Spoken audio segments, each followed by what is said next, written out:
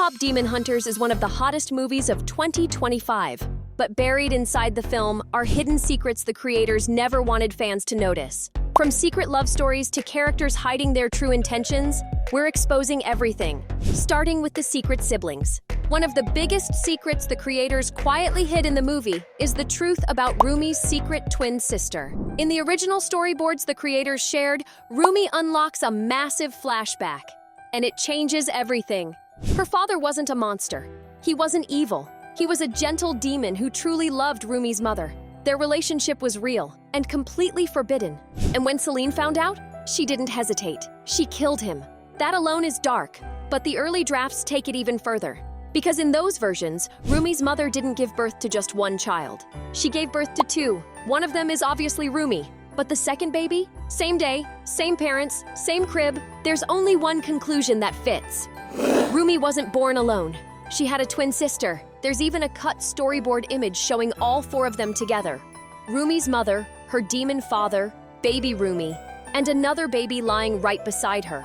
The creators eventually removed this entire flashback to keep the movie focused on Rumi's present-day story. Revealing Celine as a full villain and introducing a secret twin would have completely changed the movie. But once you know this, one question won't go away. Where is Rumi's twin sister now? Here's where it gets unsettling. People who've seen the original storyboards point out a tiny detail most viewers would miss. One of the babies has yellow eyes, the same as their father. That's not random. That baby wasn't human. That baby was a demon. And if Celine was willing to kill Rumi's father because he was a demon, what do you think she would have done to a demon child? So here's the real twist. What if Celine tried to erase the demon twin and failed? What if she survived, escaped, and has been living in secret this whole time? Hidden from Rumi, hidden from the world, waiting for the truth to come out. Because if that's true, then this story isn't over. There's also the connection between Mira and Mystery Saja. At first glance, it's easy to miss, but once you see it, you can't unsee it. Start with the earrings. Mystery's most recognizable accessory is that long, dangling earring shaped like a demon fang. It's part of his identity. But if you look closely, Mira is wearing the exact same earring, same shape, same style, same placement. And no, they're clearly not a couple. So that immediately raises a question. Why would they share something that specific? The answer comes down to hair color. In K-pop Demon Hunters, hair isn't just fashion, it's a visual code. Humans have natural black hair. Demons have colored hair. We see this clearly with the Saja boys, and we see it with Rumi once her demon side is revealed. But there's one character people overlook, Mira. She's had colored hair since she was a child. Not dyed, not explained, just there. That detail isn't accidental. It's a quiet hint from the creators that Mira isn't fully human either. And when you connect that to the matching earring, a bigger theory starts to form. Mira isn't just a demon. She's Mystery's sister. Now go back and rewatch the fights. Mira attacks demons without hesitation. She's aggressive, precise, and relentless, except when it comes to Mystery. She never strikes him. Not once. Not even during the final battle, when everything is on the line. That's not a mistake. According to insiders, Mira refuses to fight Mystery because on some level, she knows who he is. That's her brother. That's her blood.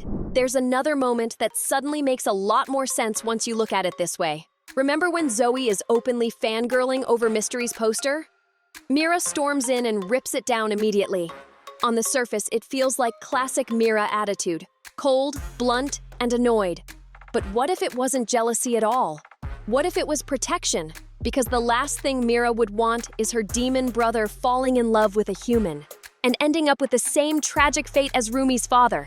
And speaking of love, while fans are busy focusing on Rumi and Jinu, most people completely miss the second love triangle happening right in front of us. The one between Zoe, Mystery, and Baby. There's that scene where Baby casually leans over Zoe's chair, clearly flirting, and Zoe giggles the moment Mystery sits beside her. That wasn't random background animation. The creators have confirmed they originally planned to explore Zoe's romantic storylines more deeply. On one side, there's Baby, another rapper, loud, bold, and constantly clashing with her. On the other side, there's Mystery, quiet, dangerous, and clearly someone Zoe is drawn to, even though Mira keeps shutting it down. In the end, all of this was trimmed out to keep the movie focused on Rumi, but the clues are still there. And once you connect them, it becomes clear that Mira, Mystery, and Zoe were always meant to be part of something much bigger. A story that hasn't fully been told yet. Originally, the movie was meant to go much deeper into all of these relationships, especially Zoe's. The creators have said they simply ran out of time. With only one movie, they had to choose a main focus, and that focus ended up being Rumi. But they didn't close the door completely. Instead, they left it cracked open on purpose. Zoe's connection to Mystery and her messy, flirty tension with Baby were planted as seeds, clearly meant to grow later in a sequel or even a TV series. It's the creator's way of saying, we're not done with her story yet. Now here's where things take a sharp turn, because the next hidden secret is genuinely unhinged. According to the original storyboards, two characters we all assumed were good were never good at all.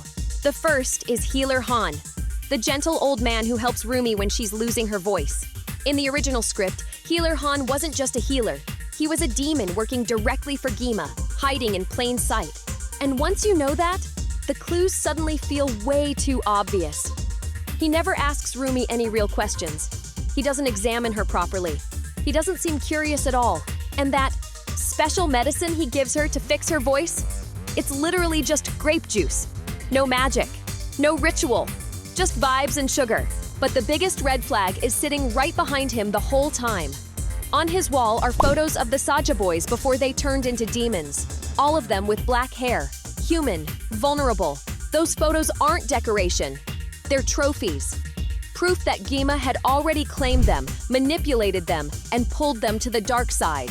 This twist was cut to keep the story simple, but the hints were never removed. And then there's the second secret villain. And this one changes everything. In the original storyboards, the creators planned a reveal so dark it completely rewrites Rumi's entire childhood. Her adoptive mother, Celine, was never meant to be just strict or overprotective. In a cutscene, Rumi sings at her mother's grave, and the movie flashes back to the forbidden love between her demon father and her Huntrix mother.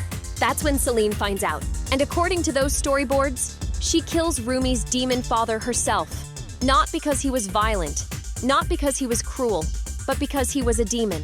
Even though she knew he genuinely loved Rumi's mother. That single decision sets off a chain reaction that leads to Rumi's mother's death as well. So the woman Rumi grew up calling family? She's the reason Rumi has no family at all. And when you really sit with that, Celine's behavior throughout the movie starts to look a lot darker. She's the only one who knows Rumi's true identity, yet she forces her to hide it. She makes her cover her demon marks. She teaches her to feel shame. She keeps the truth from Mira and Zoe. She even pushes Rumi into killing demons, her own kind. Celine claims it was all to protect Rumi. But let's be real, she was protecting herself. Because if the truth ever came out, people would start asking questions. About Rumi's parents, about what really happened, and about Celine's role in all of it. So yeah, evil Celine isn't even a stretch.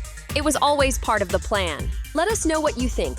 Was Celine a tragic protector or the real villain hiding in plain sight? And here's the uncomfortable part. For most of the movie, Mira doesn't even know Rumi's secret. All she sees is her best friend breaking down, losing her voice, pulling away, clearly hurting. And instead of giving her space or softness, Mira corners her, pushes her, gets in her face. It almost feels like Mira feeds off that tension. Or maybe it's jealousy, because Rumi is the lead, the voice, the face of Huntrix, and Mira is always just a step behind her. Watch their blocking. Watch where Mira stands in group shots. There's this quiet, simmering resentment, like she's tired of being the backup, the shadow, the almost. And honestly, if you were always standing behind the superstar, wouldn't you feel it too? Honestly, that might be the most disturbing hidden detail in the entire movie. The idea that Rumi's closest ally isn't just failing her. She could be positioned as her quiet antagonist. Because once you factor in what we now know about Mira's half-demon lineage, that she's connected to Mystery by blood, the entire dynamic flips. This isn't just friendship tension anymore. It's legacy, it's loyalty, it's a side she hasn't chosen yet. And that's what makes it so chilling. But this is only the tip of the iceberg. In the video on screen right now, we break down the moments the movie doesn't want you to question. The scenes where Mira, and even Zoe, hesitate, pull weapons, or turn cold on Rumi when she's at her most vulnerable.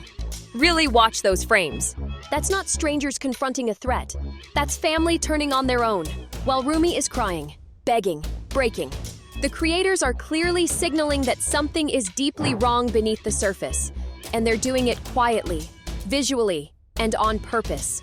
We unpack every clue, every glance, every loaded pause in the video on screen. It's unsettling, it's intentional, and once you see it, you can't unsee it. Until next time, stay curious, stay sharp, and stay wise.